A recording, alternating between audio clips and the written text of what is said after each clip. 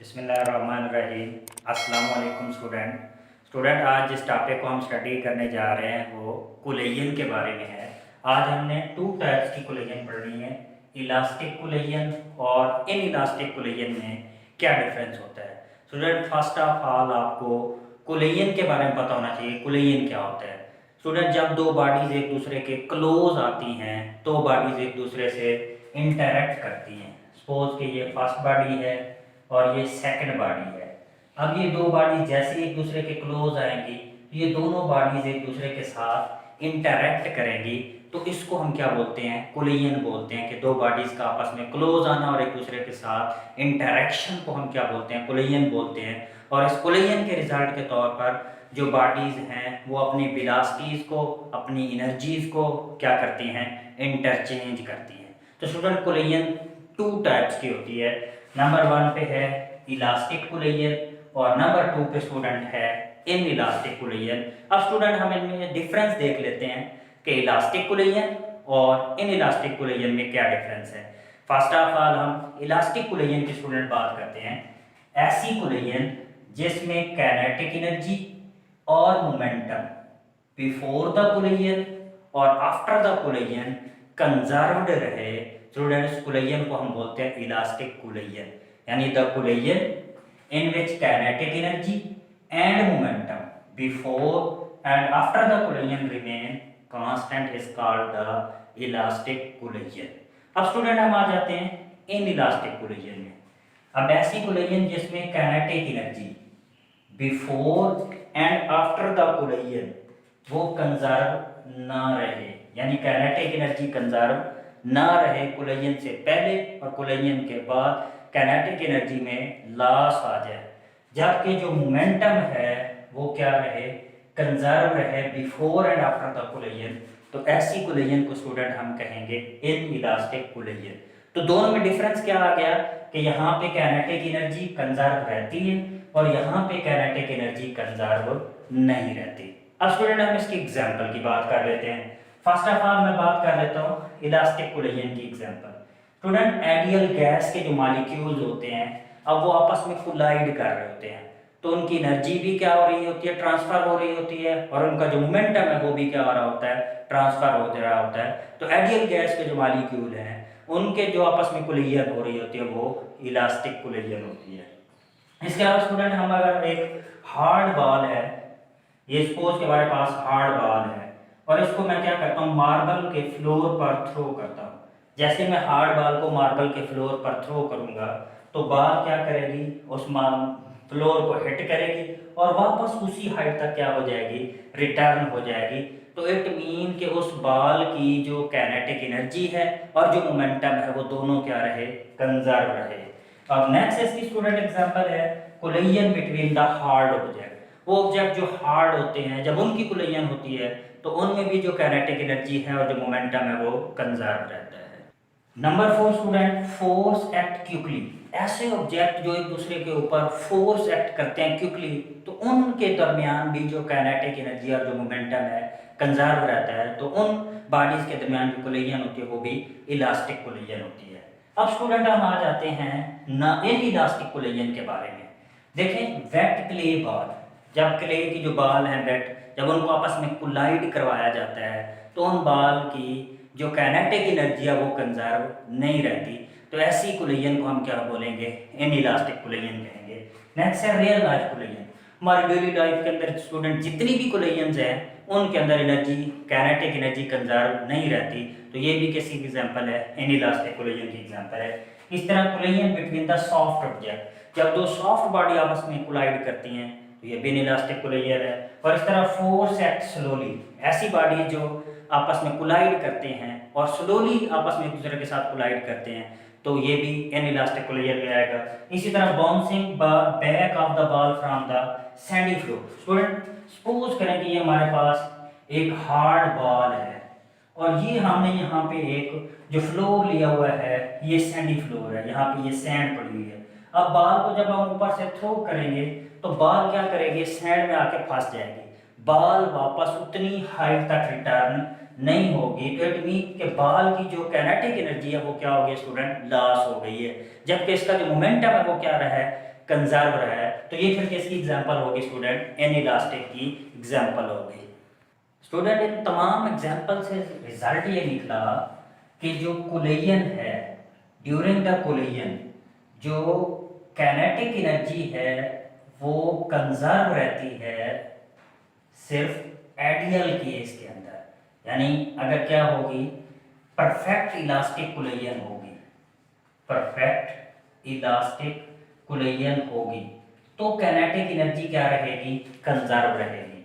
All other cases के अंदर जो एनर्जीज हैं वो कंजर्व रहेंगी, एनर्जीज आर कंजर्व, यानी एनर्जी जो है स्टूडेंट वो एक फॉर्म से दूसरी फॉर्म में कन्वर्ट होगी, और जो काइनेटिक एनर्जी स्टूडेंट वो जस्ट किस में कन्वर्ट रहेगी? आइडियल केस के अंदर, परफेक्ट इलास्टिक कोलिजन के अंदर कंजर्व रहेगी। आप जानते हैं कि रियली लाइफ में लाजमी तौर पर एनर्जी का क्या होता है?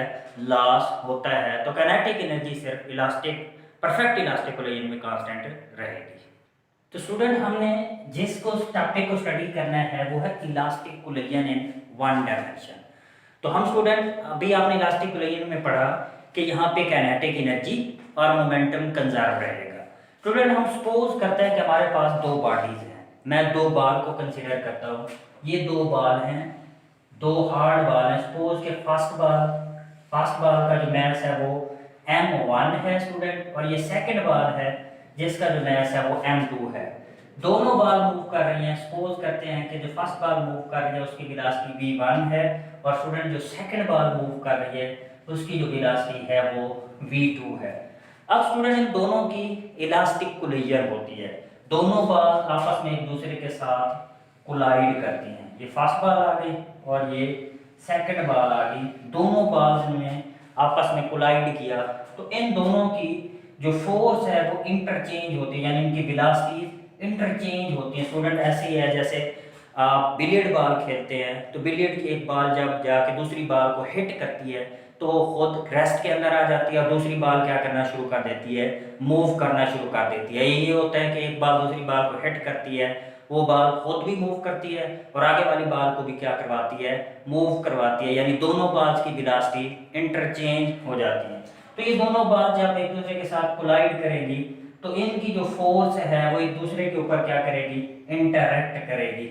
ये कब की बात थी स्टूडेंट? बिफोर द कोलिजन की बात थी, और ये कब की बात है student? During the collision. Collision के वक्त ये पॉसिबिलिटीज प्रोड्यूस होंगी, और यहाँ पे जब कोलिजन हो जाएगी स्टूडेंट तो इनकी जो वेलोसिटीज हैं वो इंटरचेंज हो जाएगी।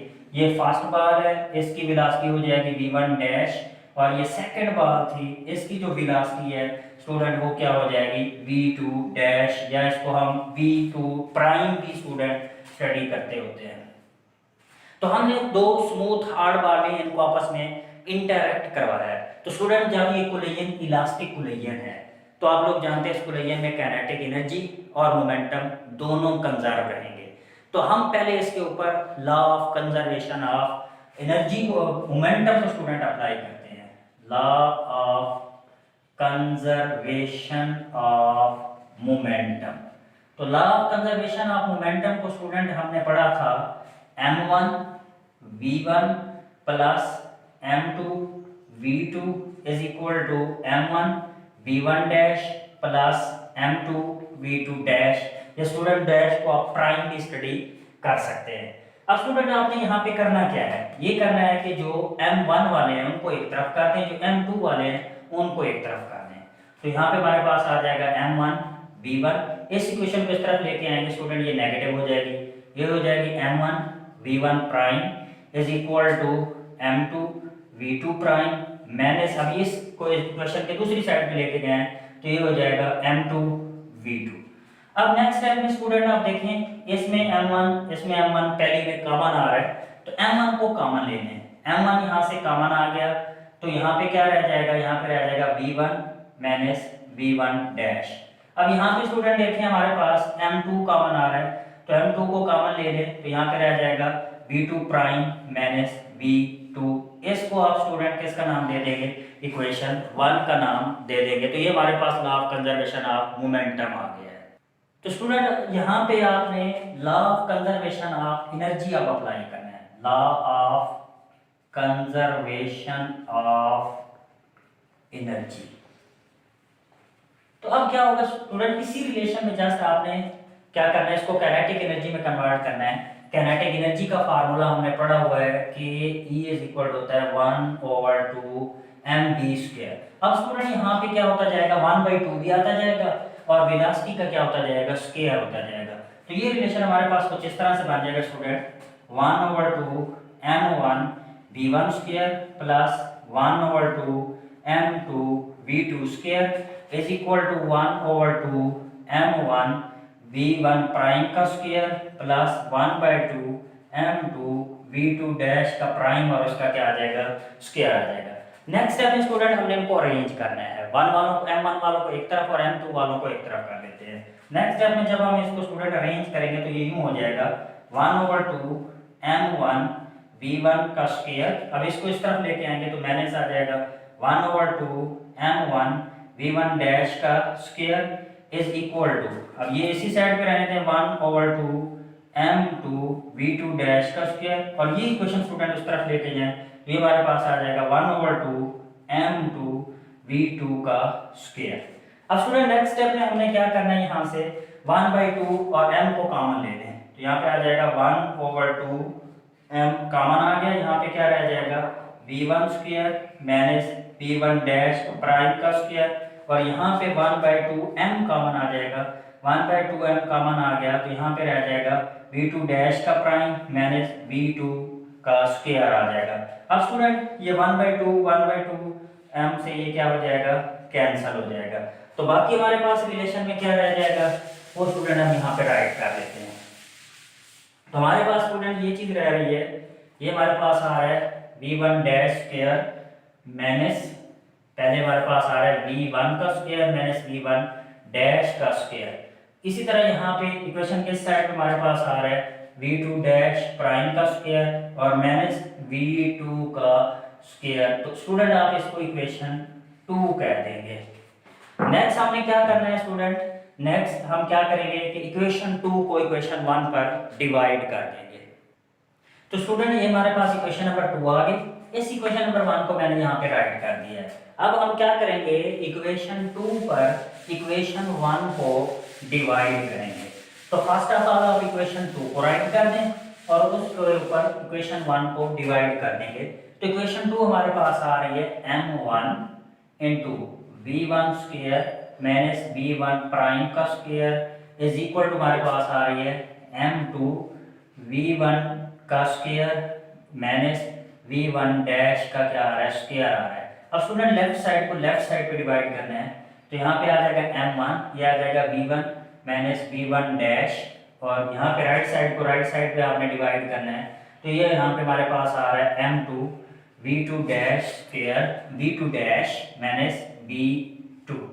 अब स्टूडेंट आपने मैथ में एक फार्मूला पढ़ा हुआ है, अगर हमारे पास इस तरह से हो a की 2 माइनस b की 2 तो इसको हम लिख सकते हैं a प्लस बी और a minus B. Similarly student यहाँ पे हमारे पास स्क्वायर आ रहा है और माइनस आ रहा है तो एक दफा हम इसको प्लस के साथ लिख देंगे और एक दफा हम इसको माइनस के साथ लिख देंगे। तो ये हमारे पास आ जाएगा m1 is equal to v1 plus v1 dash और फिर लिखेंगे v1 minus v1 dash. Similarly इसको भी स्टूडेंट ऐसे लिखेंगे, m2 इज इक्वल टू हमारे पास आ जाएगा v1 प्लस v1 डैश और इज इक्वल टू इसको हम लिखेंगे v1 माइनस v1 डैश के ये क्या आ रहा है, इक्वल आ रहा है, और नीचे एज इट वैसे आ जाएगा m1 is equal to v1 minus v1 dash, और यहाँ पे हमारे पास स्टूडेंट आ जाएगा m2 इज इक्वल टू ये हमारे पास आ जाएगा v2 और ये हमारे पास क्या आ जाएगा स्टूडेंट, ये जो हमारे पास आ रही थी ये इक्वेशन आ रही थी v2 और v2 डैश आ रही थी, तो इसको भी आप v2 और v2 डैश करते हैं। तो स्टूडेंट नेक्स्ट हमने क्या करना है, इसकी राइट साइड को डिवाइड करना है तो ये आ जाएगा हमारे पास v2 डैश माइनस v2 के इक्वल आ रहा है। तो स्टूडेंट आप देखें ये माइनस वाले से कैंसिल, m1 से m1 कैंसिल, ये m2 से m2 कैंसिल, ये माइनस से क्या हो गया है, कैंसिल हो गया है। अब बाकी स्टूडेंट हमारे पास क्या रह गया, बाकी रह गया v1 प्लस v1 डैश और यहाँ पे क्या रह गया V2 प्लस V2 डैश। अब स्टूडेंट यहाँ से हम इसको क्या करते हैं, रीअरेंज करते हैं। कैसे रीअरेंज करते हैं, मैं इसको यूं कह देता हूँ V1, अब इस डैश व बगैर डैश वाले को इस तरफ लेके आएंगे तो V2, इस तरह ये क्या आ जाएगा V2 डैश, इसको उस तरफ लेके जाएंगे तो क्या आ जाएगा माइनस V1 डैश के, ये क्या आ रहा है इक्वल आ रहा है। सपोज अगर हम इसको फिर स्टूडेंट अगर रीअरेंज करें तो ये आ जाएगा V1 माइनस V2, इसको मैं -1 से मल्टीप्लाई करता हूँ तो ये क्या आ जाएगा V1 dash minus V2 dash के बराबर आ गया। तो ये किस चीज को शो कर रहा है स्टूडेंट, स्पीड ऑफ अप्रोच को शो कर रहा है कि कितनी देर में जो बॉल है वो कोलिजन से पहले दूसरी बॉल तक पहुंचेगी। और ये किस चीज को शो कर रहा है, स्पीड ऑफ सेपरेशन को शो कर रहा है। तो यहां से ये एक बात प्रूव हुई कि जो स्पीड ऑफ अप्रोच है वो स्पीड ऑफ सेपरेशन के क्या आ रही है स्टूडेंट, इक्वल आ रही है। तो स्टूडेंट इस इक्वेशन से मैंने इसको इक्वेशन को ए नाम दे देता हूँ, यहाँ से V2 डैश की वैल्यू फाइंड आउट कर लेता हूँ और V1 डैश की वैल्यू को फाइंड आउट कर देता हूँ और मैं इस रिलेशन को यहाँ पे राइट डाउन कर देता हूँ। अब स्टूडेंट यहाँ से मैं V2 डैश को फाइंड आउट करता हूँ। V2 डैश को इक्वेशन के साइड पे रहने दें। यहाँ पे हमारे पास आ रहा है V1 माइनस V2 और इस अगर हम इस V1 डैश को भी इस तरफ लेके आएंगे, ये माइनस इस तरफ आके क्या हो जाएगा प्लस हो जाएगा, तो ये हमारे पास आ गया V1 डैश। तो हम स्टूडेंट ये V2 डैश की वैल्यू पुट करेंगे law of conservation of momentum के अंदर और उससे हम V2 डैश की V1 डैश की वैल्यू फाइंड आउट करेंगे। अब स्टूडेंट यहीं से हम V1 डैश की वैल्यू भी फाइंड आउट कर सकते हैं। तो ये हमारे पास आएगा माइनस V1 डैश, अब ये हमारे पास आ रहा था V1 माइनस V2। अब स्टूडेंट इसको इस तरफ लेके आएंगे तो ये भी इधर आके क्या हो जाएगा माइनस हो जाएगी, तो ये आ जाएगा माइनस V2 डैश। अब ये यहाँ पे क्या आ रहा था स्टूडेंट माइनस V1 के इक्वल आ रहा था, ये माइनस V1 डैश के।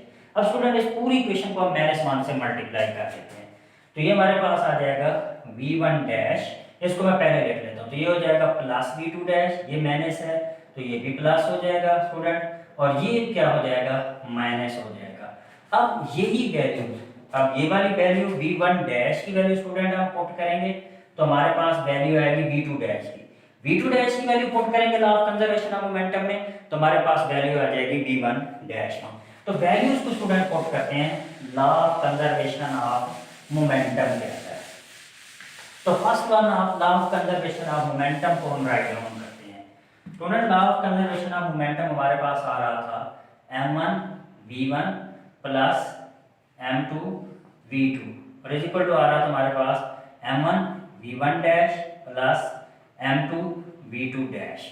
अब स्टूडेंट पहले हम ऐसा करते हैं कि v2 डैश की वैल्यू को पुट कर देते हैं तो यहाँ पे हमारे पास आ जाएगा m1 v1 plus m2 v2 is equal to m1 v1 dash plus m2।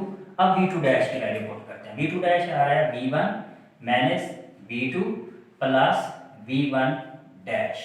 अब स्टूडेंट इस m2 को अंदर हम क्या करते हैं मल्टीप्लाई कर देते हैं तो यहाँ पे आ जाएगा m1 v1 plus m2 v2 m1 v1 dash. अब इसको मल्टीप्लाई करें तो ये आ जाएगा m2 v1 plus minus minus आ जाएगा m2 v2 plus m2 v1 dash के स्टूडेंट क्या आ जाएगा इक्वल आ जाएगा।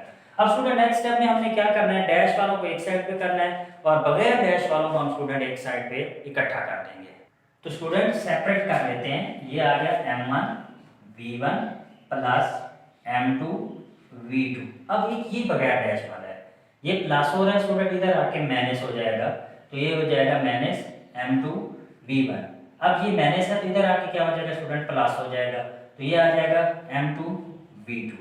अब स्टूडेंट डैश वालों को इधर ही रहने देते हैं। अब ये एक हमारे पास आ रहा था m1 v1 डैश और एक ये हमारे पास आ रहा था m2 v1 डैश।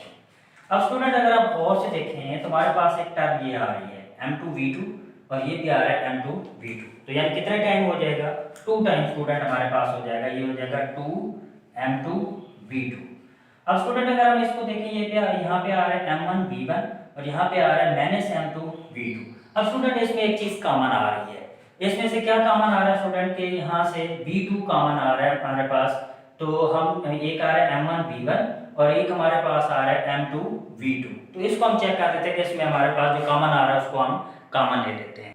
एक ये टर्म है हमारे पास और एक ये टर्म है। अब यहाँ पे देखें, यहाँ पे भी V1 आ रहा है, यहाँ पे भी V1 आ रहा है, तो V1 को हम कॉमन ले लेते हैं। यहाँ पे क्या आ जाएगा प्लस M1 माइनस M2 और V1 को हमने क्या ले लिया, कॉमन ले लिया।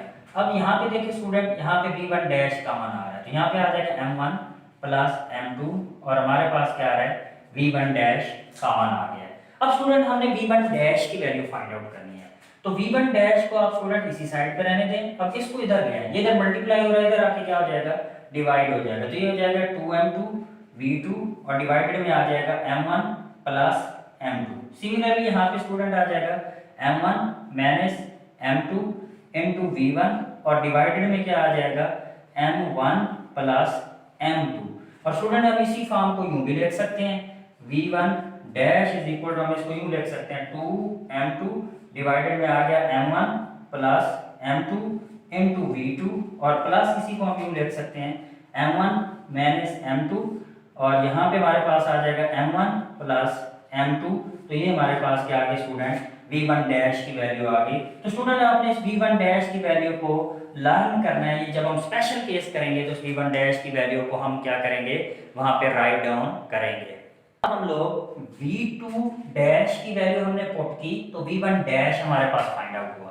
अब हम V1 डैश की value law of conservation of momentum में फाइंड आउट करेंगे, पुट करेंगे और हमें फाइंड आउट होगी V2 डैश की वैल्यू। तो स्टूडेंट हम पुट कर देते हैं, तो हमारे पास आ जाएगा M1 V1 plus M2 V2 is equal to M1 V1 dash. V1 dash student आ रहा है हमारे पास V2 dash plus V2 minus V1 और प्लस यहाँ पे स्टूडेंट हमारे पास आ रहा है M2 V2 डैश। अब नेक्स्ट स्टेप में हमने स्टूडेंट क्या करना है, इस M1 को अंदर मल्टीप्लाई कर देना, तो ये हो जाएगा M1 V1 plus M2 V2। अब मल्टीप्लाई करेंगे तो ये हो जाएगा M1 V1 dash plus M1 V2 plus minus minus हो जाएगा M1 V1 plus M2 V2 dash. अब स्टूडेंट फिर हमने क्या करना है, डैश वालों को एक साइड पे कर देना है और बगैर डैश वालों को एक साइड पे कर देना है। तो स्टूडेंट अब बगैर डैश वालों को एक तरफ कर लेते हैं, ये आ जाएगा M1 V1 plus M2 V2। अब इसको इस साइड पे लेके आएंगे स्टूडेंट, प्लस है इधर आके माइनस हो जाएगा, ये हो जाएगा M1 V2, ये माइनस है इधर आके प्लस हो जाएगा, ये आ जाएगा M1 V1। अब बगैर डैश वाले एक तरफ हो गए, डैश वाले क्या है, कौन कौन से रह गए, ये रह गया M1 V2 dash square plus M2 V2 dash square. अब स्टूडेंट इसमें देखें, अगर गौर से देखें तो हमारे पास ये आ रहा है एक M1 V1 और ये भी हमारे पास क्या आ रहा है M1 V1। तो कितने टाइम हो जाएगा स्टूडेंट, 2 टाइम, तो हम इसको लिख देंगे 2 टाइम M1 V1। अब स्टूडेंट हमारे पास ये दो टर्म रह गई हैं, इन दो टर्म में अगर आप देखें तो V2 इनमें कॉमन आ रहा है, तो प्लस इसको कर देंगे M2 माइनस M1 और V2 इसमें क्या आ गया, कॉमन आ गया।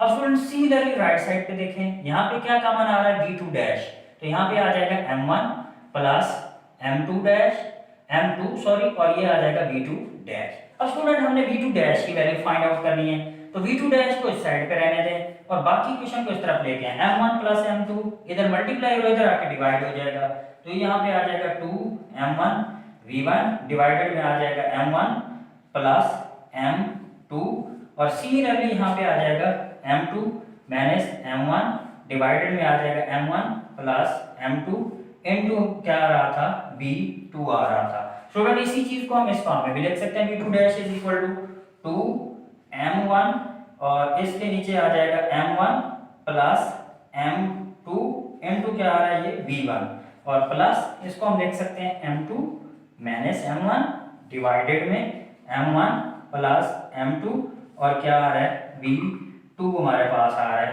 तो जी स्टूडेंट अब आपने V1 डैश की वैल्यू और V2 डैश की वैल्यू को जो है वो याद रखना है, जब हम स्पेशल केस पढ़ेंगे तो V1 डैश और V2 डैश की वैल्यू आपको रिमेंबर होनी चाहिए। तो स्टूडेंट ये लेंथी डेरिवेशन थी, आप इस टॉपिक को बार बार रिपीटली सुनेंगे तो आपको क्लियर हो जाएगा। अगर कोई प्रॉब्लम आ रहा हो तो फिर भी आप कमेंट बॉक्स में कमेंट कर सकते हैं।